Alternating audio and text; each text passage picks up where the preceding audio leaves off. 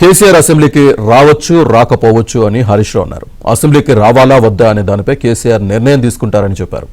కేసీఆర్ అసెంబ్లీకి హాజరయ్యే విషయంపై పార్టీలో ఎలాంటి చర్చ జరగలేదని హరీష్ రావు చెప్పారు.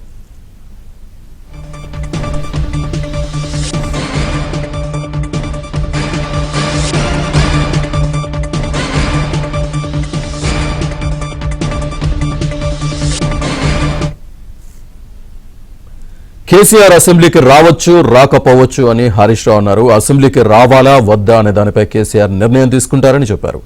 కేసీఆర్ అసెంబ్లీకి హాజరయ్యే విషయంపై పార్టీలో ఎలాంటి చర్చ జరగలేదని హరీష్ రావు చెప్పారు. పూర్తి డీటెయిల్స్ మా కరెస్పాండెంట్ నరేష్ అందిస్తారు. నరేష్, మాజీ మంత్రి బీఆర్ఎస్ కీలక నాయకుడు హరీష్ రావు కొన్ని కీలక కామెంట్ చేశారు. ఇప్పటికే రాజకీయాలు అటు అధికార కాంగ్రెస్ ప్రధాన ప్రతిపక్షం బీఆర్ఎస్ మీద రాజకీయాలు వేడెక్కిన నేపథ్యంలో హరీష్ కాసేపటి క్రితమే కొన్ని కీలక వ్యాఖ్యలు చేశారు. రానున్న అసెంబ్లీ సమావేశాన్ని దృష్టిలో పెట్టుకుని కేసీఆర్ బీఆర్ఎస్ అధినేత మాజీ ముఖ్యమంత్రి ప్రధాన ప్రతిపక్షంగా నాయకుడు అయిన కేసీఆర్ ఈ అసెంబ్లీ సమావేశాలకు హాజరు అవుతారా లేదా అనేది పూర్తిగా ఆయన ఏదైతే ఆయన తీసుకునే దీని మీద పార్టీలో ఎలాంటి చర్చ జరగలేదనేది హరీష్ రావు చెప్పారు. ఇక ముఖ్యమంత్రి రేవంత్ రెడ్డి టార్గెట్గా హరీష్ రావు చాలా కీలకమైన వ్యాఖ్యలు చేశారు.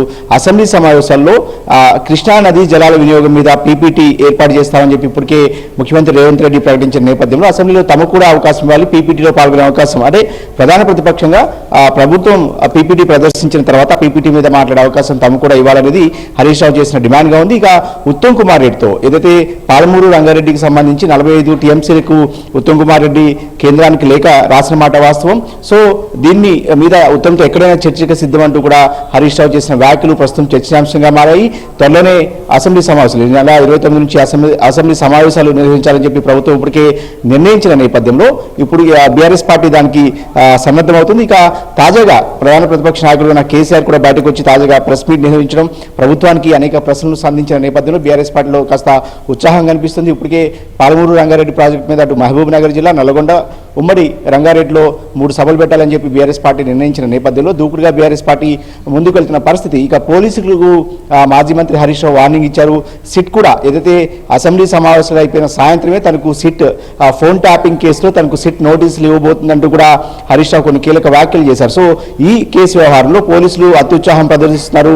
ఎవరైతే పోలీసులు రేవంత్ రెడ్డి మెప్పు కోసం, అదేవిధంగా వాళ్ళ పోస్టింగ్ల కోసం ప్రయత్నాలు చేస్తున్నారో, అత్యుత్సాహం ప్రదర్శిస్తున్నారో, వాళ్ళందరినీ నోట్బుక్లో రాసుకుంటున్నాము, ఖచ్చితంగా తమ ప్రభుత్వం తిరిగి వచ్చిన తర్వాత ఆ పోలీసులు ఎక్కడున్నా సరే తీసుకొచ్చి తగిన శాస్త్ర జరుగుతుంది. ఆంధ్రప్రదేశ్లో జరుగుతున్న పరిణామాలు కూడా గుర్తుపెట్టుకోవాలంటూ కూడా హరీష్ రావు కొన్ని కీలక వ్యాఖ్యలు, డీజీపీ శివధర్ రెడ్డి టార్గెట్గా కూడా హరీష్ రావు కొన్ని కీలక వ్యాఖ్యలు చేశారు. సో సర్పంచ్ ఎన్నికల్లో సంగారెడ్డి జిల్లాకు సంబంధించి సర్జాపూర్ అనే గ్రామంలో ఓటు వేయలేదన్న కోపంతో తాజాగా గెలిచిన సర్పంచ్ ఒక దళితుడి నివాసాన్ని జేసీబీతో కూల్చివేసిన అంశాన్ని కూడా హరీష్ రావు ఈ సందర్భంగా గుర్తు చేసిన పరిస్థితి. సో మొత్తంగా చూస్తే హరీష్ రావు కొన్ని కీలక వ్యాఖ్యలు చేశారు. అసెంబ్లీ సమావేశాలకు సంబంధించి కేసీఆర్ అయితే హాజరవుతారా లేదనేది ఆ నిర్ణయం మీద ఆధారపడి ఉంటుంది. తామైతే అసెంబ్లీ సమావేశాల్లో ముఖ్యమంత్రి రేవంత్ రెడ్డి, అదేవిధంగా కాంగ్రెస్ ప్రభుత్వానికి లెక్కలతో సహా కృష్ణానది జలాల వినియోగం కావచ్చు, గోదావరి జలాలు కావచ్చు, వీటన్నిటి మీద లెక్కలతో సహా సమాధానం చెప్తామనేది హరీష్ రావు మాటగా ఉంది.